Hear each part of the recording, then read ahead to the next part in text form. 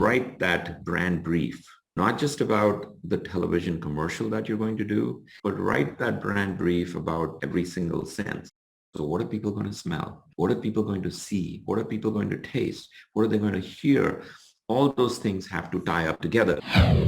Welcome to the My Future Business Show, where we get you in front of your best audience and keep you there. Not only are we interviewing the biggest names in business to help you become even more successful, we're inviting you to book your spot on the show to help you grow your business. So at the end of the call, make sure you fill in the interview application form at myfuturebusiness.com/interviews. Welcome back to the show. My name's Rick Nusky. I am your host. And if this is your first time with us on the My Future Business Show, you are in for a treat. And for those who have supported the show for any length of time, you know what you're in for. And thank you so very much for your support. Now, on today's call, I have the pleasure of welcoming author, consultant, and managing director at Serenti Marketing Group, Mr. Sandeep Dayal. Welcome to the show. Well, thank you for having me, Rick. It's my pleasure to be here. Oh, likewise. It's absolutely mine too, given your background and what we're going to be talking about today. And in fact, we're going to be talking about your book, Branding Between the Ears, and we're also going to be talking about the importance of rethinking how to appeal to consumers using an interesting field called cognitive science to build lasting customer connections, and importantly, epic brands. Now, that's a lot to get through in a very short amount of time, so I'm pretty much sure we could have many, many calls. But before we do that, Sandeep, I'd love to learn a little bit about your life. Where are you calling in from today? So I'm calling in from Chicago today. Fantastic. And yeah. Has that been home for you forever, or? No, originally I'm from India. So, I grew up in India. I went through my high school as well as my engineering education in India. Worked there for a while, actually. Mm-hmm. And then way back in 1987, I came to the United States to do my MBA. And so for 2 years, I was in school at the Yale School of Management. Fantastic. Thank you for sharing. I wonder, what's the cultural differences like, and have you been able to apply those differences in your work life today? That's really a great question, Rick, because, as you know, my work is all in branding, and the book is called Branding Between Your Ears. Yep. Brands, when you think about them, are global, right? I mean, these are certainly the biggest brands that we all know and love. They are all global brands. They're sold in 70 different countries, and they are, loved by different people and in those different cultures. So this whole business of my growing up in a different country, having experienced a very different culture, was in my view, certainly I feel like it was very helpful in giving me that sense of perspective on what are the common elements between different cultures and how things can be different, and to be able to appreciate the differences where they occur, and to be able to appreciate the similarities when they occur as well. Yeah, absolutely. Thank you again for sharing. Now, just for context, everybody's on the show with us today. Sandeep has worked with the likes of Pfizer, AbbVie, HSBC, Santander, Kraft, and Conagra, just to name a few. There's probably a long list of brands out there. Can only imagine. How is it that you get to be so well known? You've obviously done some really good branding. Imagine that. Yeah, no, and that's, I think, one of the privileges of working in a consulting environment, if you will, right? So I've been doing consulting for more than 20 years now. And the nice thing about consulting is that you do, travel to different places, you meet people in different cultures, and you work with a lot of different companies over that time frame. So yes, in fact, over my lifetime, I've probably worked, and this is just a guess, that over 100 different engagements with 40 to 50 different companies around the world on multiple brands. And so it gives you this unique perspective of being able to look at things, look at them from the point of view of different companies, different types of products, different types of market dynamics, and so on. And it's a kind of like a test bed or a learning school that you go to all the time. Well, we know that businesses are really just a combination of different people trying to achieve an outcome. Now, what are some of the commonalities that you've seen across these hundreds of different major brands? Sure. So, I mean, it's interesting because, every time we did global market launches, right, and we were launching different products, so you would typically do research for those brands in, 10 different countries across Europe, Asia, Latin America, United States, and so on. Would pick the major markets and you would do that. And it's interesting because a lot of the times I did find that there were a lot more commonalities across cultures than we would normally think. You would expect everything to be very different. And the reason for that is that at the end of the day, people have very similar needs, pain points, and unmet requirements that are across cultures. And therefore, you see, when you talk to them, we worked on a product called Pediasure, which is a children's product, and but you can see that the angst that the mothers have about bringing up their children and their kids properly are very similar when you go across different cultures. So I would say, the needs, the attitudes, and so on, many times are very similar. Do you think that story has its place in branding? Stories. Yep, telling stories, being able to communicate your Oh, brand through stories. oh yes, storylining is a very big deal these days, and I think you hear a lot about it. But it has to do with the fact, as we're learning more and more about how our brains work, what we're finding is that brains tend to tend to respond very well when they're told when they're told stories. So your brain will respond to something, absorb the information better when it's in the form of a storyline. And it's not just storylines; it can be patterns, Yeah. it can be sounds, it can be different things. But those are the things that the brain responds to particularly well. What it doesn't respond well to is just lists of things, which is what marketers in the past have done, which is that they look at their products, they see how those products are different from the competitor's product, right? They make a list of those things. And then when you go talk to them, they say, you know what, let me tell you, my brand is about these three things, right? But those three things are a disconnected list Yep. and nobody other than the marketer, and even sometimes the marketers themselves forget what's on that list. So no, storylines are very, very important in marketing. And that doesn't just mean that the brand itself has a story, and it can mean that, but it doesn't have to be that. But what it means is that the brand has to be able to imagine itself in your story. Yep. So what is the role that it's going to be playing in your life? And being able to tell that story is very central to creating exceptional brand experiences. So with branding nowadays, small versus large organisations, I often see um, it must be masses of amounts of money being flushed into marketing for no apparent outcome for big businesses. What is that about? Yeah, you mean in just in terms of the spending that goes Yeah, on it's brands, it's right? almost like they just want to be seen.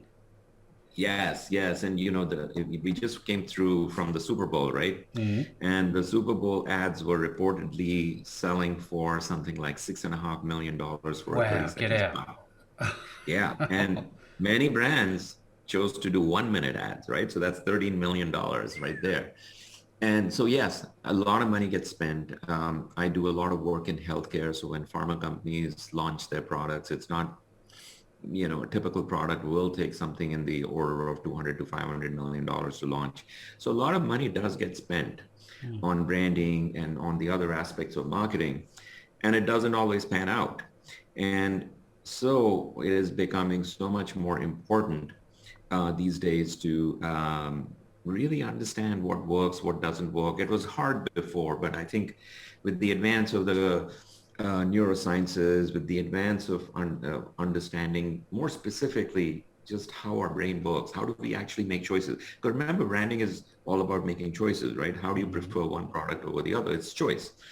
But we are being much, much more precise these days about understanding how exactly we make choices so that accordingly we can be more precise about making sure that what we do in marketing, the hundreds of millions of dollars that we do spend on marketing, that those dollars are spent more wisely. So I wonder, with smaller businesses, I'm not sure what your audience and market focus is. What are some of the, I guess, do you deal with medium-sized organisations, and what is different about their branding as opposed to the big players? Well, I mean, brands are important to everybody, right? Whether you're a small business that's just starting out, or you are a multi-billion dollar enterprise. Brands are important to everybody, Mm. and the difference is that if you're a small business owner, you have to do it yourself, Yeah. right? You pick up a book, you buy a book, you pick up a book, and you take some tips from it and you do it yourself. Whereas when you're dealing with major businesses, they have the money, so they spend it on making sure that they're able to access the best experts in branding Hmm. and naming the product and looking at how Salesforce will work and all of these different things of marketing they are able to do. But at the heart of it, it is the same thing. It is about why people will choose your brand versus other brands. It is about what people see in your product. Because I often talk about this, Rick, as brands are kind of this invisible part of the product, right? It's the Yeah. part that you don't see. Yeah. It's the soul. A lot of people say it's the soul. Some people will say it's the DNA. And that's why it is so hard to get your mind around it because, how do you see a person's soul, right? Yeah. It's the same thing with brands. Like, how do you see the soul? But with all of the advances that are taking place, we still can't see a person's soul, Yeah. but we are beginning to see a lot more into the soul of a brand and being able to blueprint that. Do you rely on quantitative and qualitative data when assisting businesses to set up their branding? Oh, yes, absolutely. That's a yes and a yes. And I Hmm. think I would say I'm a big believer in the qualitative research portion of research that is done. Hmm. And and the reason for that is that, look, I often say to people that you can't really do marketing until you get in front of your customers, right? And qualitative research is one of those vehicles that provides you that opportunity to get in front of your customers, whether you're doing individual, what we call in-depth interviews with them, where you might sit down with one person and do deep dive with them, whether you're going to a person and visiting their home, or you're doing some focus groups and so on. And I usually recommend you do a little of all of those different things because you see different sides of people. But it is 100% very important to get in front of people, in front of your customers, and talk to them and really understand what they're saying. And the unfortunate thing is that as you go through your career in marketing, as you become, you start as a marketing manager, then you become a director, and Mm. then at some point you become a vice president, and then you might even become the general manager or the president of the business. The more senior you become, the less and less you get out in front of the customers, right? Yes. Yeah. So that is one of the unfortunate truths that the most skilled people in the organization are spending less and less time with their customers. So I sometimes, when I'm working with my clients, I'll go to the division president and drag him out to those focus groups. I'll drag him out and say, I'm going to be talking to your customer on the phone. You listen in, be there. You don't have to say anything, just listen in. Because, these are the smartest people. They hear certain things that I may not, and I hear certain things. And despite all of the advantages or the advances in big data and artificial intelligence and so on, there is no replacement for one human listening to another human. Absolutely, that's really sage advice. Thank you very much for sharing. Now, I see that there's two types of customers or audiences within an organisation. Obviously, the external one that you provide products and services to, but you also have the internal. Is that really what we've just been talking about? Getting in front of the employees and stakeholders inside the business. Well, most of the work that I do is really related to that external side, right? Which Right. is with brands as they face their customers. But on occasions, um, there have been instances where we are invited to also do the internal piece of the work with our clients. Mm. And in that sense, it is very similar work because in those instances, those stakeholders, you have to treat those stakeholders as your customers, right? Yeah. They are the ones that are working for your brand. They are the ones that are consuming your brand and so on. So, certainly the way they interact and the relationships that they have and so on can be a little different, but nonetheless, really understanding what is their angst, what are their needs and so on. And how do you strike those special empathetic connections with your stakeholders, your employees and so on is just is also very important. But obviously there's a whole Oh, right. science around Yeah. that aspect as well. So when we talk about cognitive sciences, I can't help but think about the importance and relevance of color in brand. Can you share a little bit about color?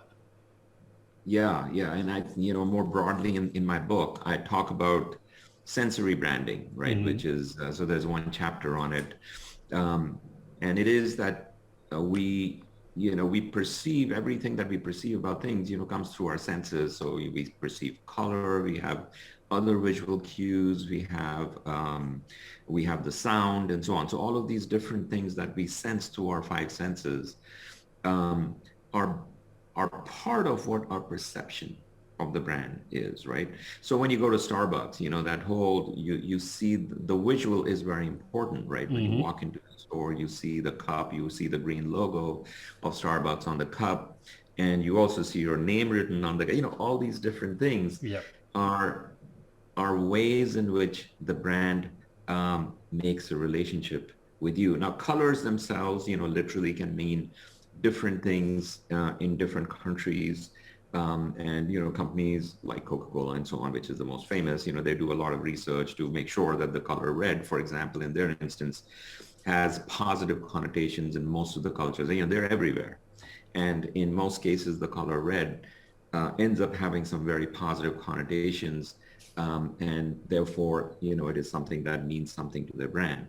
But it is just one aspect of the brand. So when you're constructing these brand experiences, what I tell my clients is that write that brand brief, not just about the television commercial that you're going to do, Mm-hmm. but write that brand brief about every single sense, so what are people going to smell? What are people going to see? What are people going to taste? What are they going to hear?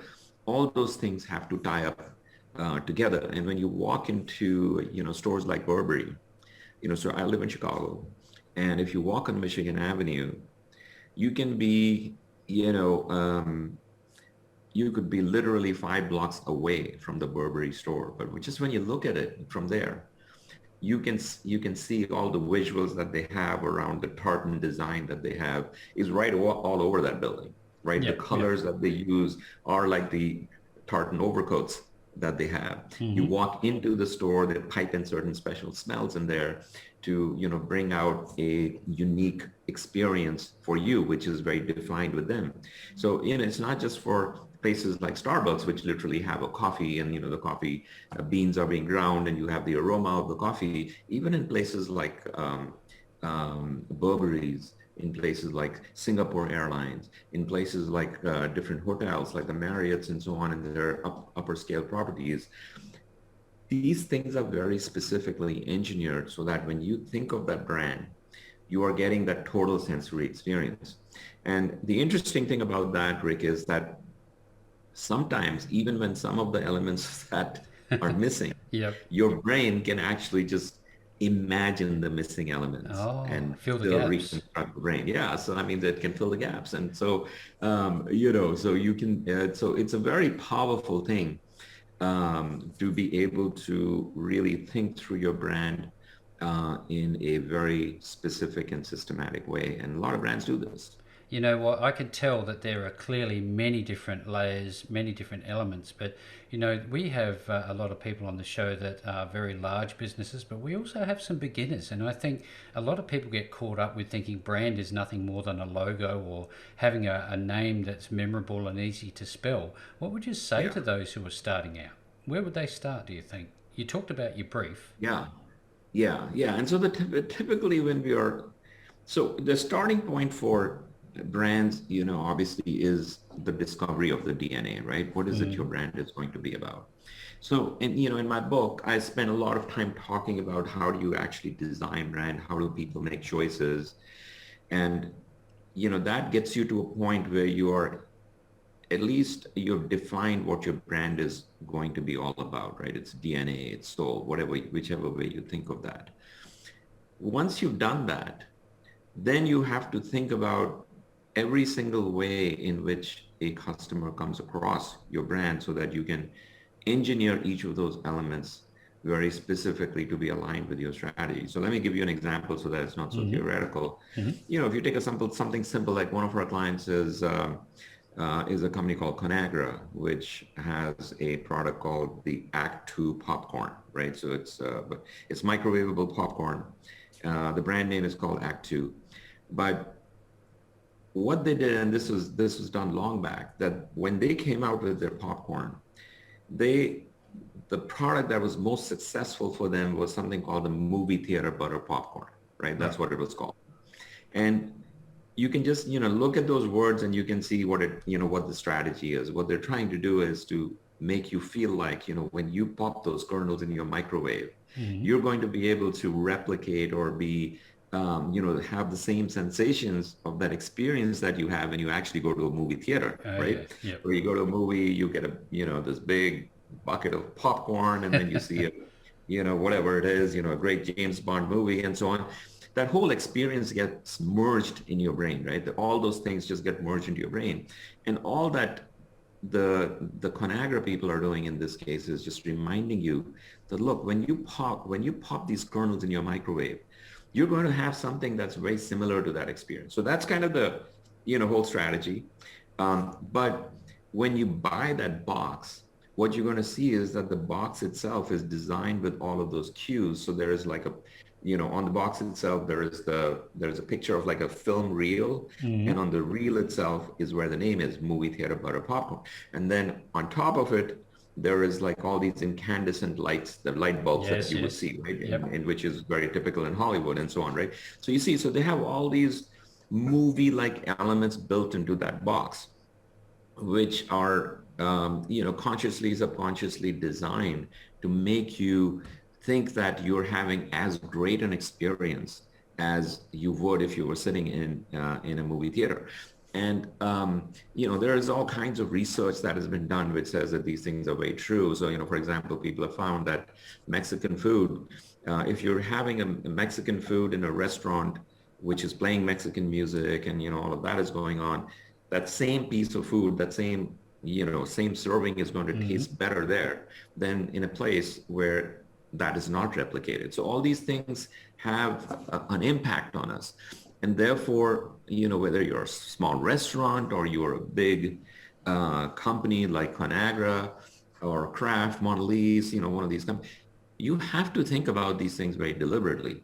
And the good news is you don't have to be big. If you think about these things, if you are thoughtful about these things, then you can create some wonderful brands and wonderful experiences. So do you think the advent of social media and our interconnected world that we live in, the globalization of information, do you think it's easier for small brands to seem big? I think so. Although marketing, there are not too many shortcuts in marketing. So marketing is always expensive, and you can sometimes get lucky, on social media. So I do think that in that sense, social media has had a big play, which is that sometimes you may, put up a video and so on. And, the famous example here is of the Dollar Shave Club, where the young man who came up with this whole idea, he was really struggling. And then he put this like a 3-minute video, which was like full of angst, and he was describing his frustration about how the big companies were just kind of gypping you and, charging you an arm and a leg for essentially, razor blades. And that whole angst that came, it was so authentic. It was so real that people started watching that video and just, sending it to other people and so on. And you've seen things like memes and so on, which come up, which can take a life of their own on media like TikTok and YouTube and what have you. And so there is that interesting opportunity that is available for even entrepreneurs who are starting out with small businesses. At the same time, social media per se is becoming very expensive.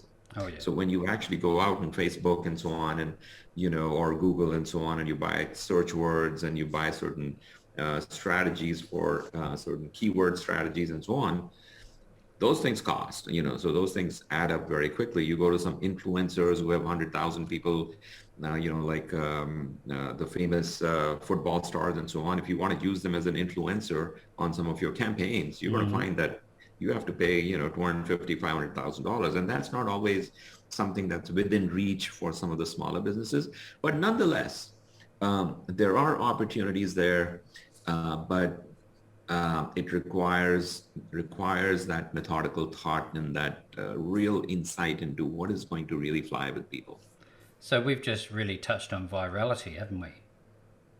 Is there Yes, yes, is there anything yes. different to add to that? I think you can. There's all kinds of books on viral marketing, so I'm Mm. not going to necessarily get into that in that much depth. Hmm. But I think the one area that my book does touch on is what I was talking about with the Dollar Shave Club, where when you uncover a certain deep angst that exists in people, right?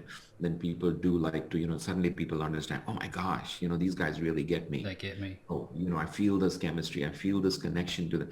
And that's when people start talking about you. And that's what you want, right? In viral marketing, you want to tap into things that people are going to talk about. Yeah. And there are a number of brands that have been very successful with that. And I call them, brands with empathy. I call them brands with values and so on. And these are brands that establish those connections that allow you to be very successful in that viral effect.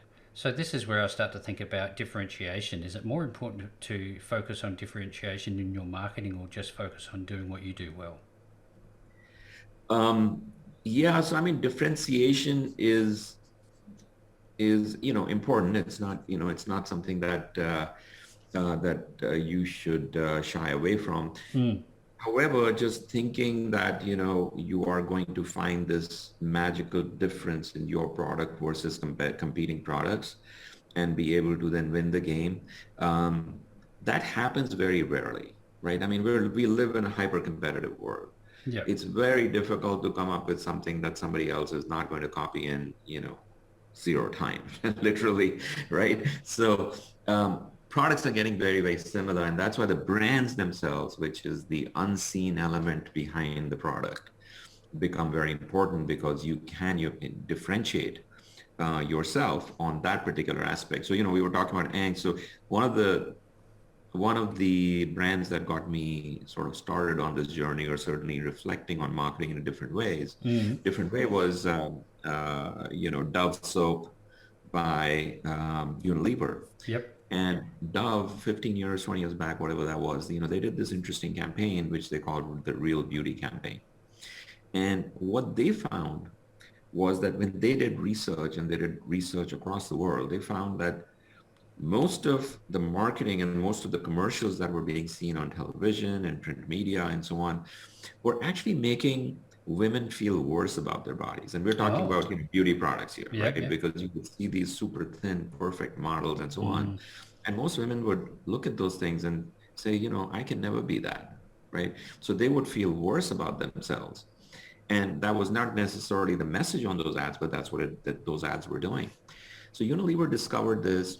And so what they did with Dove was they started putting all these billboards around the country where they had just, you know, uh, normal women Normal people. on Yep. those boards, right? And when I say normal in the sense of, women that you will normally encounter in your life, Human right? beings. Yep. At work, your sisters, your mothers, Mm-hmm. and, Mm-hmm. older people, younger people, Yep. darker people, lighter, all of Understood. those.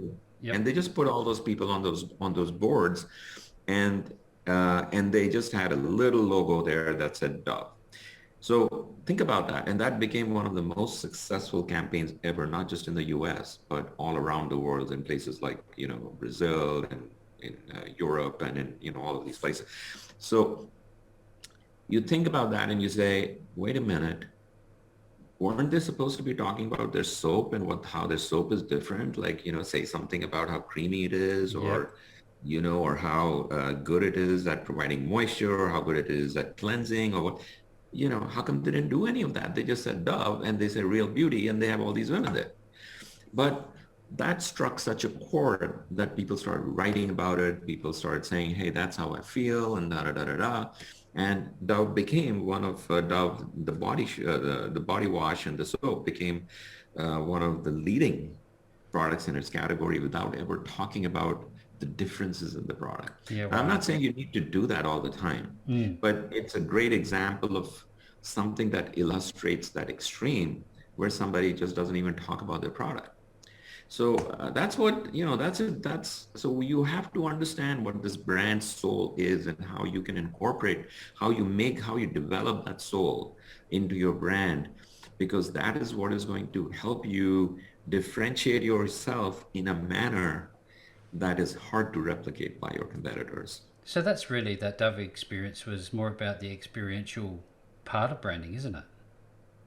Yeah, it was about, establishing a unique chemistry and with the owner, with the customers, and being able to say to them, we understand where you come from, Yeah. right? And look at it this way, Rick. If you and I sit down together and we feel like we understand each other, that we have a common shared chemistry, right? Then whatever else I say will seem that much more credible to you, right? Whereas with someone that you don't have that chemistry with, that you feel like, oh, that person doesn't get me, then Mm-hmm. whatever else they say, even if it's right, you're not Yep. going to really connect with it, right? Yep. So that's what that piece of branding is about. And in my book, I call that brand vibes. It's one of the three components of cognitive brands, but that's where that whole piece is encompassed. Do you think consumers, by and large, are far more savvier today? And does that make branding difficult? Yeah, I mean, I would, certainly not disagree with that, which is that consumers are savvier. Um, and in that sense, does it make things difficult? Well, it makes things difficult if you're planning to be, less less than transparent, right? Yes. Well, So that's what I was like, going to ask you about ethics in marketing. Does that obviously plays a part? yes, it does. And, but nonetheless, I think as marketers, we also have much better tools today, Hmm. right? So it's a balance. The consumers are getting smarter, but so are marketers, Yeah. and we have a lot more insight into how the brain works and how people think, how their conscious thinking is, how their subconscious thinking is. We're getting smarter about all of these things. So you can have fears on both sides, right? You can have fears that the consumers are getting too smart. You can have fears that the marketers are getting too smart. So with your book right between the ears, how long did this take to write you? For you to write, should I say? I'm sorry, can you say How that long again? did your book take to write? Oh, um, I wrote the book over, I would say, 1 year, but, I was putting a lot of time into really doing this. But the work that has gone into the book, the case studies and so on, were things that we have been working on for the last 20 years. Yeah, wow. So, yeah, so I don't think I could have written the book in 1 year if we hadn't been actually working on applying cognitive sciences to brands for the last 15 or so years. Yeah, look, this has just been an absolutely gem of a conversation. Now, if you don't mind, Sandeep, where can people both find you should they want to learn more about you, but also where are they going to be able to get this wonderful book? Yeah, so the book, I happen to have a bunch of them there, and one in Beautiful. my I love hands it. right there. I'm a blue boy. I Branding, love it. branding between the years. Yep. And, the book is available online pretty much everywhere, at Walmart, at Amazon, at, Barnes and Nobles and so on, all the usual stores that you would go to. If you happen to live in another country, it is again available online in some of the favorite bookstores that you might have in your own country. You can get more information about me on my author website, which is sandeepdayal.com. And I do publish some blogs and so on, just commenting on different things. Right now, I wrote a blog just last week about all the ads that came on Super Bowl. So if you get interested in all the things that happen with branding, certainly sign up there and you will get some updates from time to time from me. Look, there's some great content on there. I was actually looking at it before. You've got the blog post. The one that caught my attention was fear-based marketing. There's just so much great content for people to consume. Go definitely have a look at it. If you're on the show today, make sure to visit sandeepdayal.com. I'll be providing that link below this post no matter where you see it. Make sure to go and connect with Sandeep. And Sandeep, what a wonderful call. Thank you so very much for joining me on the show today. Well, thank you so much. I enjoyed it very much. Thanks for joining us today. If you enjoyed the call, then make sure to subscribe, leave a comment, share us with your friends, and book your spot on the show at myfuturebusiness.com/interviews. And if you're looking for solutions that will help grow your business, then visit myfuturebusiness.com/shop.